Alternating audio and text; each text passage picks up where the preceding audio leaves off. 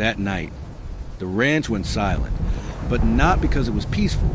A truth buried for 20 years was about to surface, and one man knew, if it came out, nothing would ever be the same again. They thought secrets stay hidden on wide land like this, but land remembers.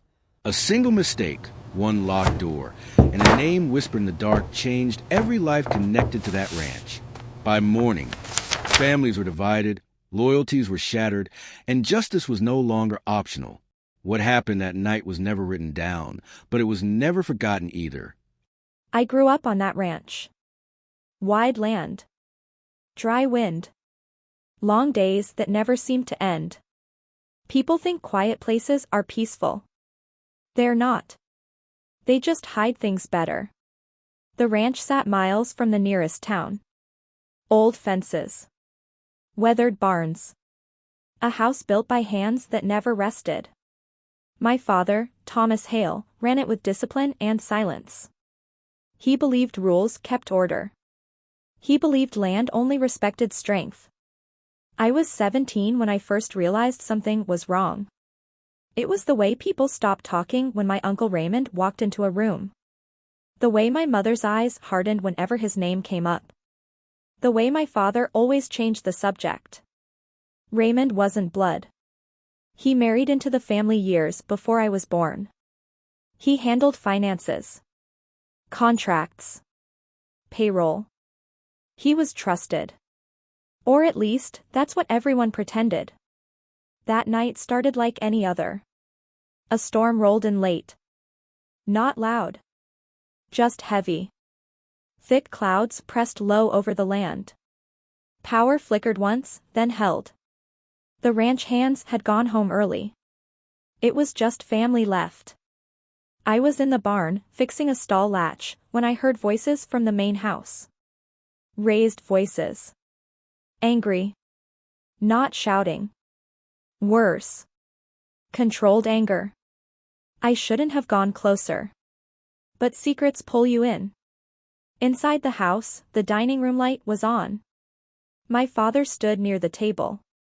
Raymond sat down, calm, almost bored. My mother stood near the window, arms crossed so tight I thought they might break. "This ends tonight," my father said. Raymond smiled. A small one. Confident. "You've said that before." That sentence changed everything. My heart started racing. I stayed hidden by the doorway. I didn't want to hear this. But I needed to. My father slammed his hand on the table. "You think I don't know? You think I didn't see the numbers?" Raymond leaned back. "You saw what I wanted you to see." The room felt smaller. Like the walls were listening too. My mother spoke then. Her voice shook. "How many years, Ray?" Raymond looked at her. No shame. "Long enough." That's when I understood. This wasn't a small argument. This wasn't about money alone. This was about time. Lost time. I stepped back quietly. My chest felt tight. Whatever this was, it had roots. Deep ones. The storm outside grew louder. Wind rattled the windows. Inside, something was cracking. My father said, "You stole from this family." Raymond nodded slowly. Yes. No denial. No excuse. The silence after that was heavier than any storm. Then Raymond said something I'll never forget. "And you let me." That was the moment everything shifted. After that night, nothing felt normal. No one spoke about what happened.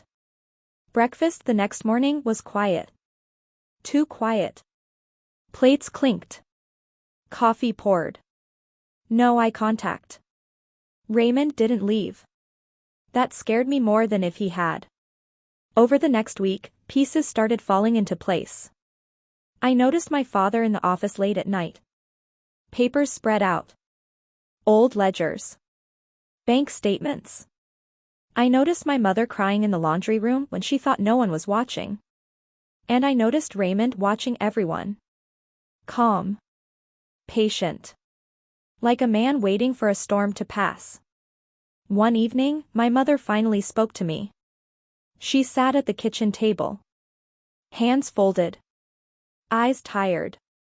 "You heard something, didn't you?" I nodded. She took a deep breath. "Then you deserve the truth." She told me everything. Years ago, before I was born, the ranch nearly failed. Drought. Bad deals. Debt. My father was proud. Too proud to ask for help. Raymond offered a solution.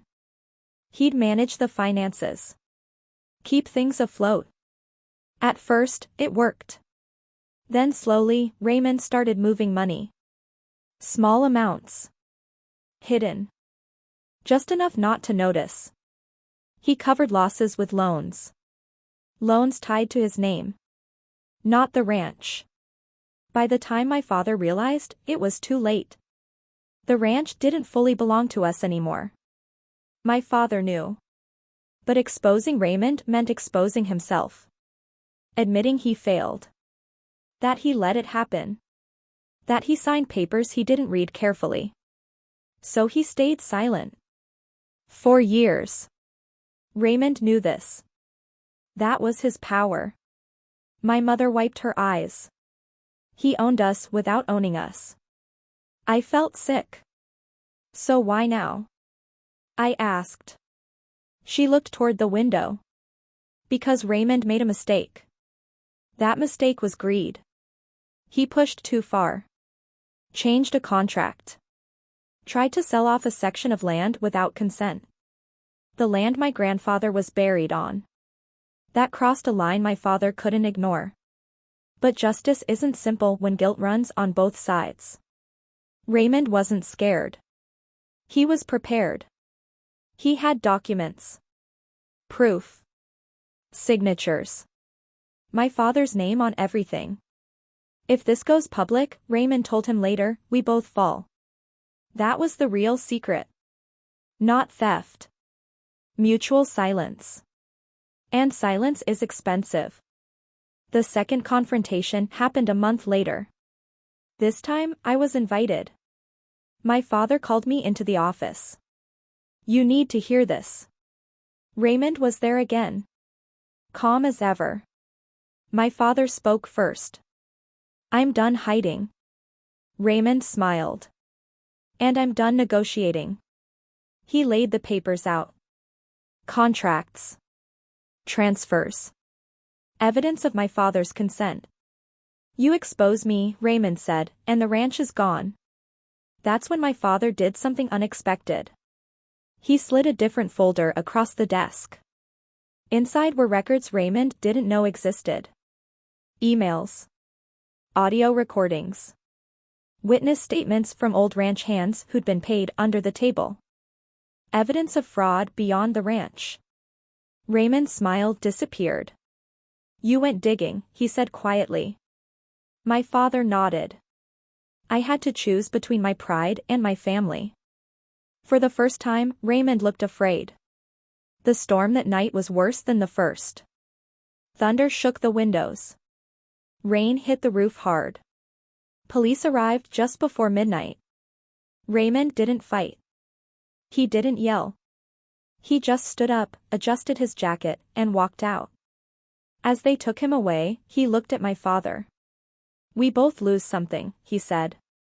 My father replied, "Yes. But we finally stop losing everything." That was justice. Not clean. Not perfect. But real. Raymond went to prison. Not for everything. But for enough. The ranch survived. Smaller. Leaner. Honest. My father changed.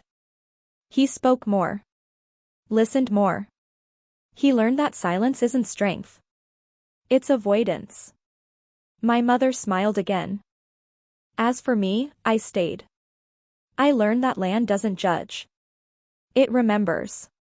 Every fence post. Every contract. Every secret buried too deep will surface eventually. That night changed our lives forever. Not because a secret was exposed, but because we finally faced it. And that's the truth most people never tell about ranches. They don't just raise cattle. They raise consequences.